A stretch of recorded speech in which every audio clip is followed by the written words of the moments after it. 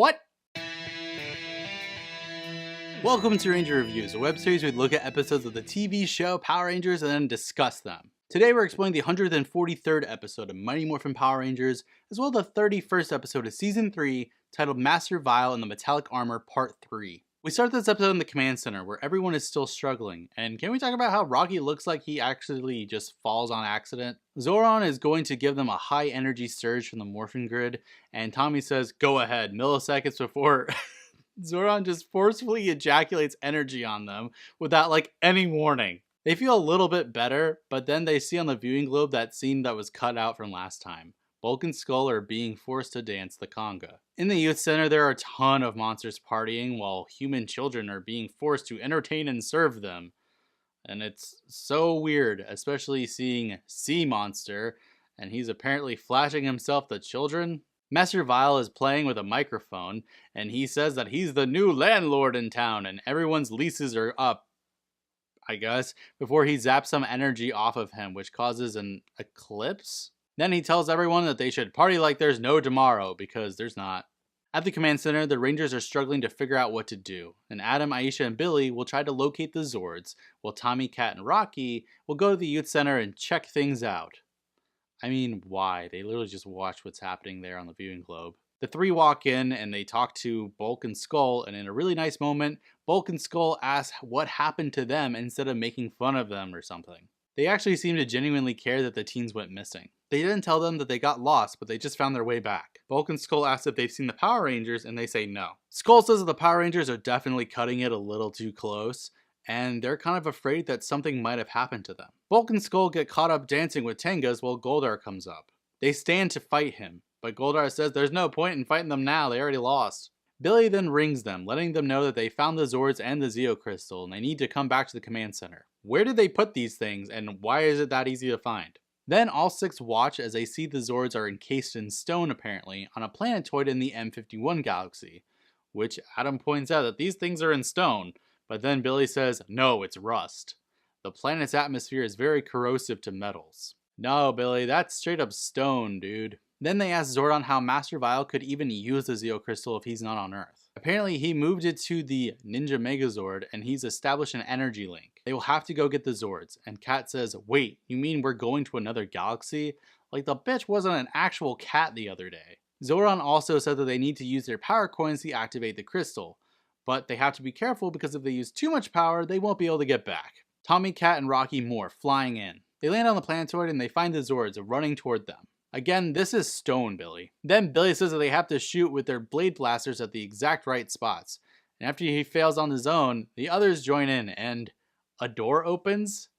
That's not what they said was going to happen. Rocky goes in and he says that there's a ladder inside, so they're all joining Rocky. Then Master Vile activates the Zeo Crystal remotely and the Falcon Zord starts firing at Earth, which means these lasers are going from one galaxy to another? The Rangers climb up and find the Zeo Crystal in the Megazord's engine room, and they all hold hands to break Master Vile's connection with the Zeo Crystal. And then they all slam their fists over their belts to use their power coin energy.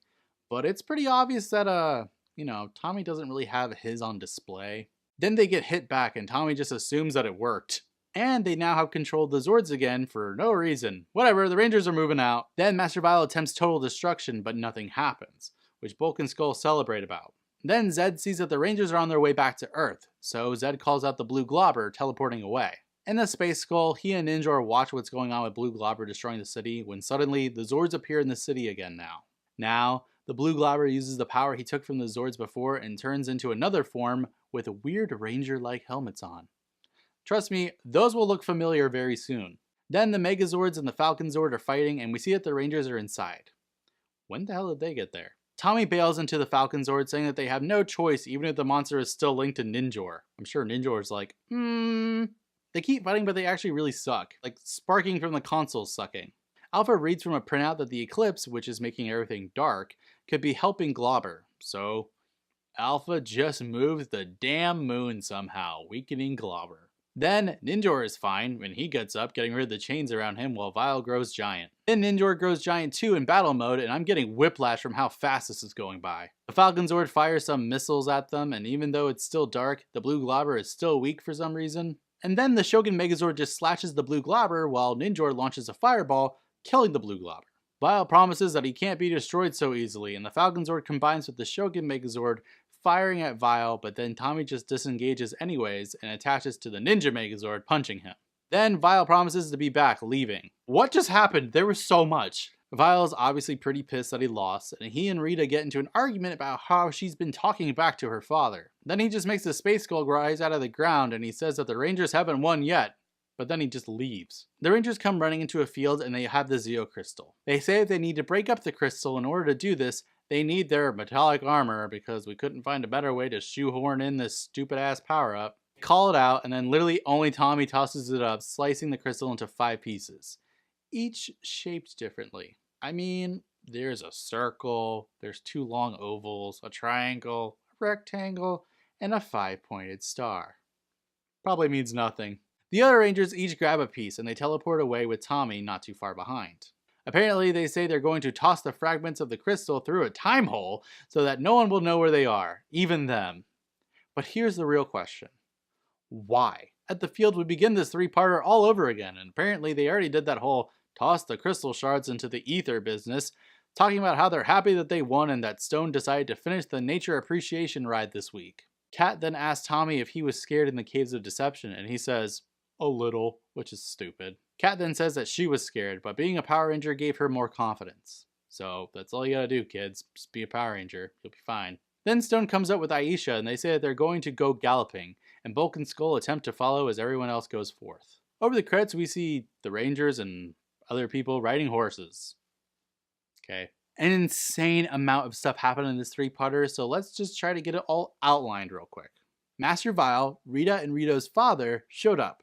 We were introduced to the Zeo Crystal, which could be why Zed is skinless. Apparently. Tommy and Kat went and retrieved the Zeo Crystal from under the palace on the moon. Ninja got freed, but then he was captured again, linked to a monster. The monster stole energy from them, taking their Zords, and Vile had a party in the youth center. The Rangers went to another galaxy and got their Zords back after Vile connected with the Zords remotely via the Zeo Crystal. Also, for some dumb reason, there was the metallic armor, which only really needed to be used once against the Tengas, who ate something powerful to make them stronger. The Rangers got everything back, and then they broke up the Zeo Crystal, and then they tossed it back into time and space so that no one can get its powers. I mean, not gonna lie, the 3-parter does an insane amount of things, and I had a ton of fun watching it. There was a lot of world building things, whether intentional or not, that I actually really dug. And while there were quite a few cheap moments like not seeing the Rangers toss the shards of the Zeo Crystal into the past, or really any explanation as to why they wouldn't have just kept it for themselves. I mean, we know it grows stronger with time, so like, why wouldn't the Rangers want to utilize that in like their Zords or weapons, much like Vile did? Why send it away to a place where even they don't know where it is? Seems like a future problem if you ask me. So next time we're probably back to yet another cat-focused episode, but until then, may the power protect you.